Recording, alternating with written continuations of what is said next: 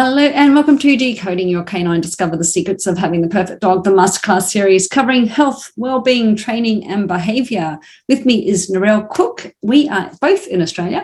Narelle is from CanineCeuticals and she is a canine nutritionist, among other things, and I'm going to get her to introduce herself and talk a little bit about herself and what she does. Today, we will be talking about Inflammation Unleashed, the connection between diet and your dog's health. But firstly, Narelle, welcome. Please tell us a little bit about yourself and what you do. Hey, Ness. Yeah, really great to catch up with you. And thank you for inviting me to be part of the summit. And, thank you to everyone who's joining us today.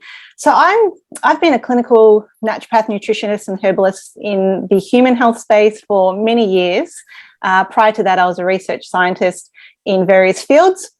And just over time, talking with my human clients, inevitably they would say, oh, my dog's got gut issues or my dog's got skin issues. Is there something you can recommend? And that just happened more and more often. And I thought, there's something in this. So went back and did some more study into animal nutrition and health and created my own supplement range, CanineCeuticals on top of that. So yeah, I do consults now, mainly focused on dogs, but that could expand in the future. So you might actually go back to humans. Well, no, I was thinking more cats, other species. Oh, cats, yeah. Fair enough. Yeah. Cool. Well, we are going to be talking about the connection between diet and your dog's health, maybe with a focus on inflammation. I know you're going to share your screen with us and take us through a wonderful presentation. So I shall let you do that now. Okay, as you mentioned, Ness, today I want to focus on diet and health, but really looking closely at the role of inflammation as part of what we're feeding our dogs and how that's impacting our dog's health longer term. Look, that's my background. We've already sort of touched on it, so I won't go through any of that. But as a clinical naturopath, I absolutely believe in the concept that all disease begins in the gut. And I find it quite funny that it's really only been in the last few decades that modern science has started to catch up with this age-old wisdom, that was stated thousands of years ago now, but the evidence is quite clear. Anything that compromises the integrity of the gut lining, for example, or compromises the integrity of the gut microbiome, absolutely has a negative impact on health, which is why diet is so important to me when I'm working with clients and just generally educating people about, what they should be feeding their pets. So inflammation, most of us are familiar with inflammation in terms of the redness, the swelling, the pain that comes when the body's trying to respond to an injury, whether it's irritation or infection. And we tend to only think about inflammation in a bad way, but it's absolutely essential for life, and it's a normal process that our bodies need to go through in order to repair and heal itself. But what we don't want is for that acute inflammatory stage to fail to self-resolve, because the evidence is quite clear that chronic unresolved inflammation is likely involved in the initiation of pretty much any disease or disorder that you can think of, which is, pretty scary. Unfortunately, one of the biggest contributing factors to, chronic low-grade inflammation is that the food that we're eating every day, whether it's the food we're eating or the food that we're feeding our dogs, but it won't be obvious in the short term. But if you're feeding your pet a food that's contributing to inflammation in the body every day, month after month, year after year, that's when we start to see over time the increase in degenerative disease development. But when I'm talking about inflammation and diet, where does it come from? How does it even work to trigger inflammation in our dogs' bodies? So we need to have a look at, if we just look at kibble to start with, while the quality of the ingredients is absolutely important, regardless of whether a manufacturer is using just the poorest, nastiest quality ingredients or the highest, best organic ingredients, by the very way that kibble is manufactured, it creates what's called the Maillard reaction. So the Maillard reaction, it's a chemical reaction between glucose, so coming from sources of carbohydrate, with protein and fats when they're exposed to high temperatures together. And you might be surprised that manufacturers love this reaction. So whether it's a human food manufacturer or a pet food manufacturer, because it's the Maillard reaction that makes food taste amazing and smell amazing. So if you think of like a roast potato, that browning of the potato, that's the Maillard reaction at work. Or, if you think of a grilled steak, like that amazing aroma and, that crust on it, that's the Maillard reaction compared to, say, a boiled piece of meat where you're not getting that high temperature effect coming into play. Unfortunately, the Maillard reaction then creates metabolic byproducts such as advanced glycation end products, which I'll refer to as AGEs a lot of the time because it's easier, and acrylamide. And if we just look at acrylamide to start with, it's a known carcinogen. And it was only back in 2015 that the European Food Safety Authority did a complete review of acrylamide in the human diet and concluded that there is no safe level of consumption. And yet here it is being formed, as part of the food that we're feeding our dogs. There was a paper released a few years ago now stating, should veterinarians consider acrylamide, which occurs in starch-rich foodstuffs, as a neurotoxin? And, what do we know is rich in starch?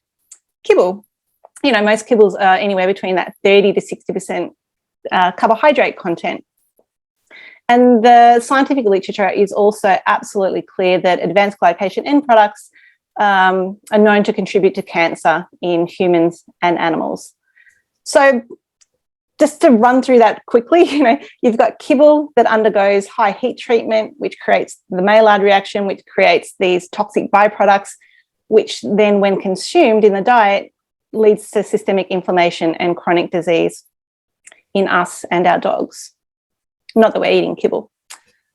No. Sorry. That's quite scary though. It is. And the more you go down this rabbit hole, oh my goodness, there's so much research coming out around the detrimental effect of AGEs for human health and for animal health. And this paper, it's 10 years old now, but it sort of reiterates what I've just said, that it's unavoidable. Kibble, because it's so heavily heat treated, it forms the Maillard reaction, it forms advanced glycation end products, it causes systemic inflammation in the body. And this author refers to it as metaflammation. And then the paper goes on to say that, metaflammation is involved in the initiation and every stage of progression of tumour development. So because, his paper is focusing on cancer specifically. So this is a great paper. It's freely accessible online. People can Google it, and I highly recommend that you do. It's an easy read, but it really explains the issue quite well, particularly for being 10 years old. There's a group called Dog Risk. They're based out of the University of Helsinki. So if you're not familiar with them, absolutely Google their website and have a look at all the research they're doing around animal health. And one of their studies found that dogs fed kibble had elevated levels of metabolic stress markers as well as systemic inflammation compared to dogs fed a raw food diet. Now, they weren't looking specifically at AGEs, but they still came to the same conclusion with the markers that they were looking at.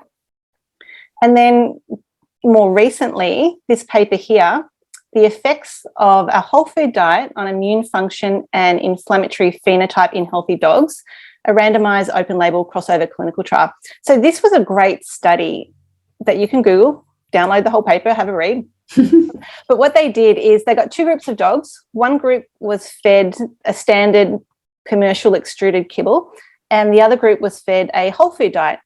Interestingly, the whole food diet was a cooked whole food diet, and it consisted of chicken, chicken liver, chicken giblets, fruit and veg, and white rice.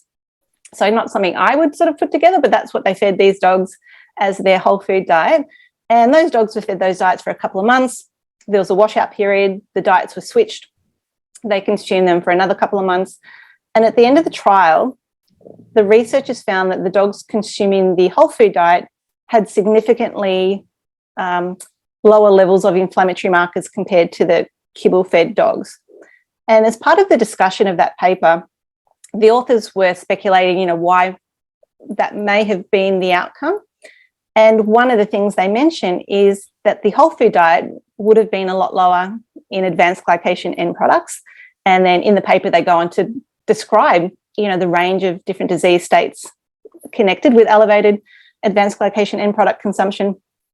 They also said the whole food diet had the addition of fish oil. So it would have been higher in omega-3 fats, which we know has an anti-inflammatory effect in the body, whereas the kibble would have been higher in omega-6 fats. And we know that disproportionately high omega-6 to omega-3 ratio, is connected with increased inflammation in the body.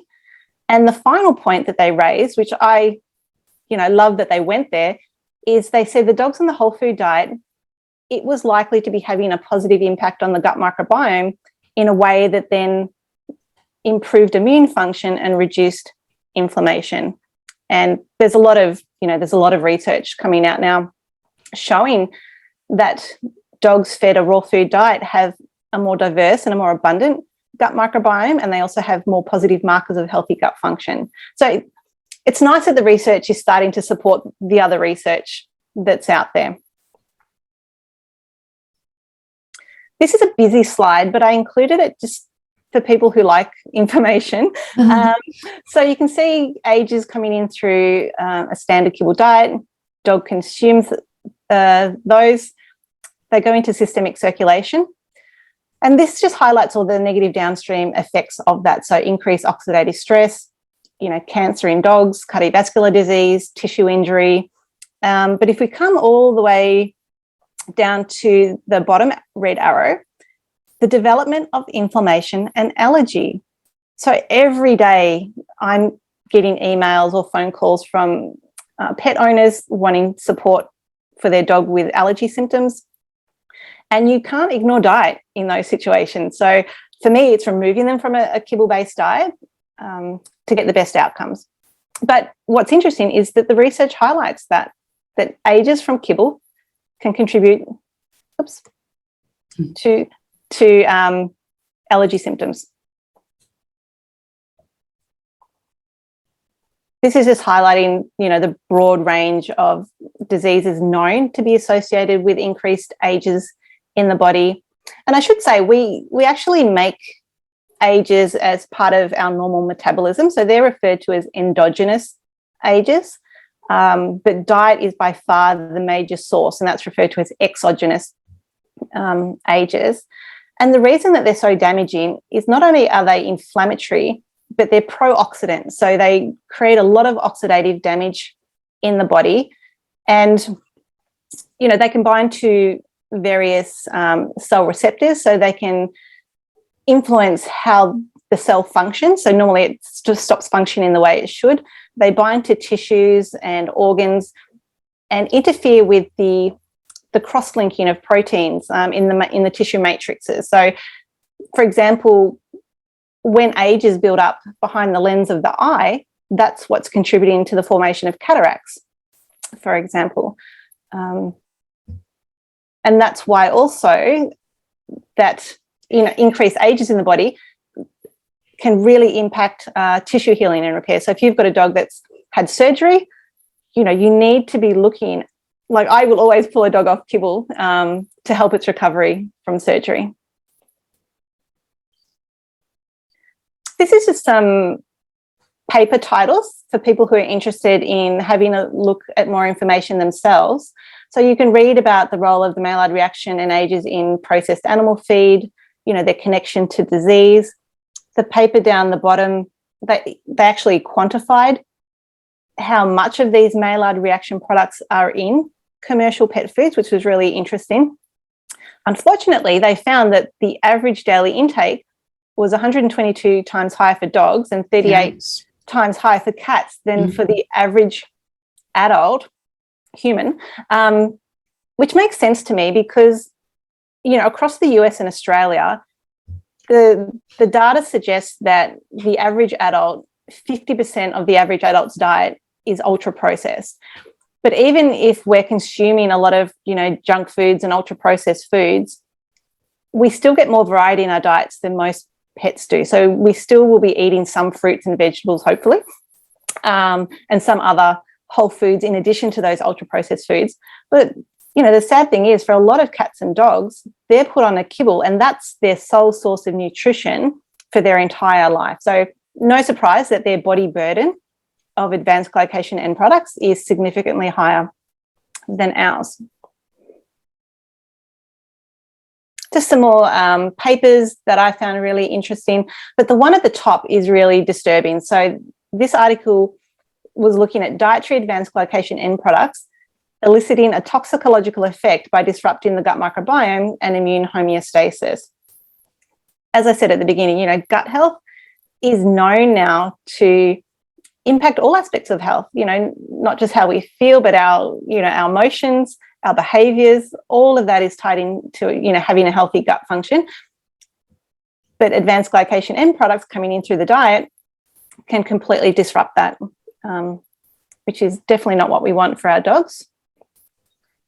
And I won't talk about the other papers there, but, like I said, they're all freely accessible online, the full papers. So what can we do? The research does show that by trying to avoid, and we can't avoid them completely, pretty much every food we eat has some level of ages in it, but just trying to reduce intake can absolutely delay chronic disease development and aging in animals, in humans as well. And I guess this is where I'm coming from, because as a healthcare practitioner, I deal with sick dogs. That's what I do. So if I've got a dog that's already compromised in their health and they're already struggling to heal and recover from whatever the condition is that they're struggling with, like, why would I want to compromise that even further by feeding them a diet that is known to be so damaging and so inflammatory? And, if a dog's had surgery, for example, like I mentioned earlier, could potentially delay tissue healing and repair. It just doesn't make sense to me to be doing that. And as I've mentioned on the slide, particularly dogs with diabetes or kidney disease, because diabetic dogs, they've naturally got higher levels of glucose in the blood, and that glucose can react with proteins such as hemoglobin in the blood and undergo that glycation reaction. So they already have, a greater level of ages in their body, even without the dietary input on top of that. And the kidneys are the main mechanisms through which ages are cleared from the body. So if that's not happening effectively, ages can build up in the kidneys, cause a lot of tissue damage, and contribute to chronic kidney disease. So any dogs with kidney disease, absolutely, they should be getting off kibble. In a perfect world, we will be feeding either a raw or cooked diet, and that could be home prepared, it could be commercial. I'm super busy. I rely on commercial options. All of my dogs are on a raw commercial option, but there's nothing wrong with cooked. I mean, that paper earlier highlighted that even a cooked whole food diet had significant benefits over a standard kibble diet. If you are going to cook your food at home, the best cooking conditions involve moist heat, lower temperatures, and shorter cooking times. And what was really interesting, just a couple of weeks ago, I was listening to Dr. Karen Becker and Rodney Habib about their interview with the oldest dog in the world, Bobby. So when they were interviewing Bobby's owners, they discovered that Bobby, for his whole 30 years, had been fed like a stew as his food. So a stew is like meets those perfect conditions to keep ages low. It's when we use a dry heat and a high heat over an extended period of time that the ages really start to ramp up. We can increase exercise for our dogs because that's using up some of the glucose in the blood, so there's less sugars to react and create the ages. Add in some plant matter. I can never believe how controversial this topic is. Oh my God. Yes. On social media. To me, the evidence, like the research of the enormous benefits of, the various phytonutrients that come from plant matter, it's just, to me, it's a no-brainer. Like, why wouldn't we include, and I'm not a big fan of lots of plant matter in dogs' diets, but I think there's enormous benefits to including some plant matter. And not only do they have potent antioxidant and anti-inflammatory activity in the body, but they've also got anti-glycation properties. So fruits and veg can actually stop that reaction that's creating the advanced glycation end products from occurring in the first place, which, you know, is really significant given what we've just been speaking about in terms of, you know, all the diseases associated with elevated AGEs in the body. And also adding an acidifying agent such as lemon juice or apple cider vinegar to meat before or during cooking has also been demonstrated, just to keep the level of AGEs low in that meal. There's a whole foundation, like this is a whole movement now, like anti-AGEs, and you can go onto their website. It's primarily around human health. The founder of the organization, Dr. Turner, he's a cancer researcher for decades, and he's so passionate about educating people about the detrimental effects of AGEs in the body. And the website is just full of research, like for all the different body parts and organs, you know, AGEs as they relate to like brain health, thyroid health, kidney health, liver health, skin health, eye health. Like you can just go through and it's all there. And he's actually pushing for governments to include the amount of AGEs in a food on the actual packet of the food, because that's how important he thinks it is for people to understand, you know, their consumption of AGEs and how that might be contributing to chronic disease. But this is from their pet page. And if I just read the first sentence, you know, we believe that AGEs should be a major concern to pet owners when choosing the food they feed their four-legged companions. So I highly recommend you jump onto that website. This is a really practical paper talking about the levels of AGEs in different food items. So they list over 500 different foods. And it's a great way for people to get their head around how the different cooking methods impact the AGE content of a food. So, for example, if you've got 100 grams of raw beef or raw chicken, it might have 700 or 800 AGE units in that. If you cook that with some moist heat, that might jump up to a few thousand. If you cook it with a higher temperature dry heat, you know, that could jump up to tens of thousands of AGE units. The one that really blew me away, and hopefully no one's giving this to their dog, is bacon. Oh my goodness, if you cook bacon for 5 minutes, it was like 91,000 units of AGEs in 100 grams, whereas, you know, most fruit and veg is less than 100. So, you know, less than 100 or even less than 1,000, you know, for raw meat versus 91,000 for fried bacon. So I'm sorry, everyone. Yeah, something to consider.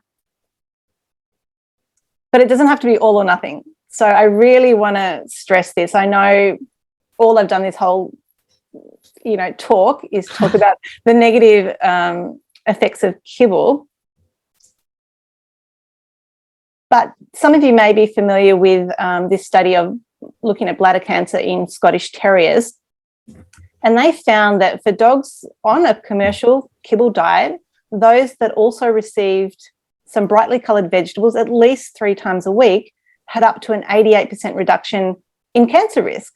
Now, it's been a while since I read the paper, and I don't recall if they discuss, you know, the advanced... Sorry. That's okay. I don't recall off the top of my head if they discuss AGEs in the paper, but, you know, we can't deny, given everything I've spoken about today, that, you know, the antioxidant properties, the anti-inflammatory properties, the anti-glycation properties of those vegetables would have to have been contributing to that cancer reduction risk in those dogs. And I put this here to highlight, so with a lot of commercial kibbles, they're going to be buying in meals to use in that kibble. So a meal, it's already been subjected to high temperatures. So a meal is already going to be very high in AGEs. Then a company buys, you know, multiple meals and multiple other ingredients in, combines them, and then again that combination gets subjected to multiple high temperature steps. So it's just one process building on another, where these ages are just exponentially increasing in the food that we're feeding our dogs. And I just put that there as a nice comparison, because to me, that looks like a species appropriate diet. That doesn't. So I'm just going to put that out there. But and like I said, it doesn't have to be raw. I'm not, if people want to feed a cooked food diet, I think that is still a really positive step forward in the health of their dog. So we need to understand that whether it's us or our dogs, the food that we eat can be either the safest and most powerful form of medicine or the slowest form of poison. And I just love that quote, because we don't think about it that way. But if something's not working towards health, it's working against health. So diet is just huge. So that's my presentation. Did you have any questions from that? Yeah, I mean, I love the whole disease begins in the gut, and it is funny what you said right at the beginning. They knew this thousands of years ago, but it's come back into fashion, or we forgot about it, and now we've finally got back on track.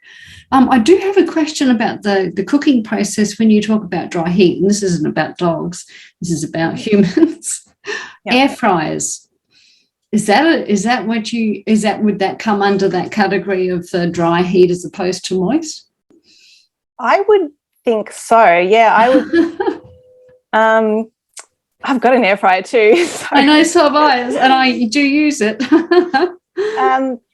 Yeah, because you're still getting that, a lot of browning. It's high temperatures. I guess the one benefit for an air fryer would be the speed of cooking. So the food's not cooking for as long as if you had it in the oven, for example. So that might be one saving grace for an air fryer.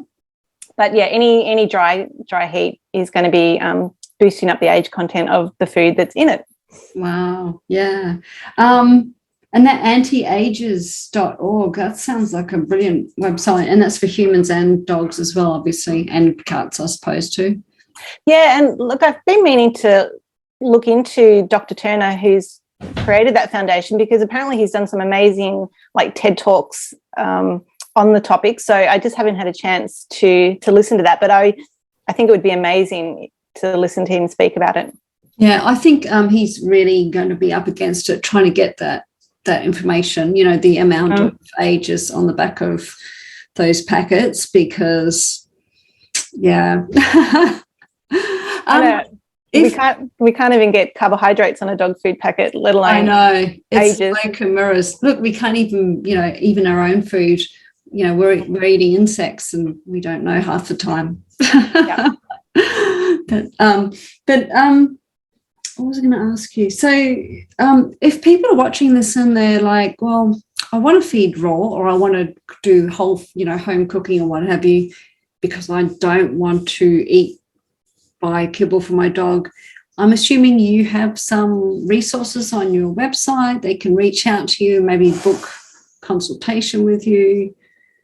Yeah, for anyone that's got a dog with, quite chronic health conditions, I do recommend going through the consultation process. It just allows me to get a really full and comprehensive health history, look at the diet in detail, look at any medications or supplements that are, being given, and just, put together a really comprehensive treatment plan based on all sort of factors. And even having the ability to talk to an owner about the dog's environment is huge, because stress, we know, has a big impact on gut health and overall health. So, that sort of information I need to know to really put together a targeted program for a dog. Yeah. What would be some of the common, I guess, you had that list there of the issues that can arise if they have too many ages. But, I love the whole allergies thing, because you hear about that all the time, don't you? So dogs got allergies, they change the diet and bang, they've gone. It's amazing. Yeah, and I I get really positive feedback all the time. And look, I understand not every pet owner wants to change off a commercial kibble, and that's where I'll work with someone to start to add in, what can we add in? If you don't want to change the base diet, there's a lot that we can still do to improve the quality of that diet overall, for the greater good of the dog. Yeah, and as we said, it doesn't have to be all or nothing. So something is better than nothing, though, right? Absolutely. Yep. Yeah. And the things that you can do as an owner are so simple. Like if you've got leftover vegetables that the kids didn't want to eat, put them in the dog's bowl. Add an egg, add some frozen berries, add a can of sardines. Like there's all these really quick and simple tips that people can do that will improve the quality of their dog's diet. Well, I've got a confession to make. My husband has a fry up every Sunday morning, and he has bacon, of course, and he'll always chop up a little bit of bacon into little bits and give the dogs a tiny little bit, but only a tiny little bit. It's their Sunday treat, but I'll have to try it. I'll try and get them to stop doing that. But they do get sardines and eggs, and they are raw fed, so hopefully it's counterbalanced. Well, that's an important concept, because it's not all or nothing, and it is the overall diet. I always say to my human clients, that 80-20 rule, if you eat well 80% of the time, you can go and enjoy yourself for the other 20%, because we still need psychological well-being as part of our overall health and wellness. So, yeah, if your dogs are on a great diet and they get a few little bacon treats here and there, because I must admit, I really love barbecued beef ribs, and they're probably, I don't even want to know what the age content of those is, but whenever I have them, I always make sure I've got like something really green. Like I'll have tabbouleh, which is just packed with greenness on the side to sort of counterbalance the ribs. Yeah, that's good. So yeah, as long as you 80-20 is a good rule. Yeah. But you've got a free gift for our audience, which is essential digestive health solutions for your dog. So that link will be below this video. But what is that all about? Look, like I said at the beginning, I'm all about gut health. It's part of everything that I do with an animal. Even if a dog's coming to me with anxiety, I'm going to be targeting gut health as part of that. So this guide is just outlining the important areas of gut health, what you need to be looking for, and then providing some solutions for how you can best optimize your dog's gut health. Perfect. So, great little comprehensive guide. Yeah, that's really good. Thank you. And as I said, the links and all your other links will be below this video. Narelle, thank you so much for taking the time out of your busy schedule to, be part of this summit. Really appreciate it. No, it's been great. And again, thanks for having me.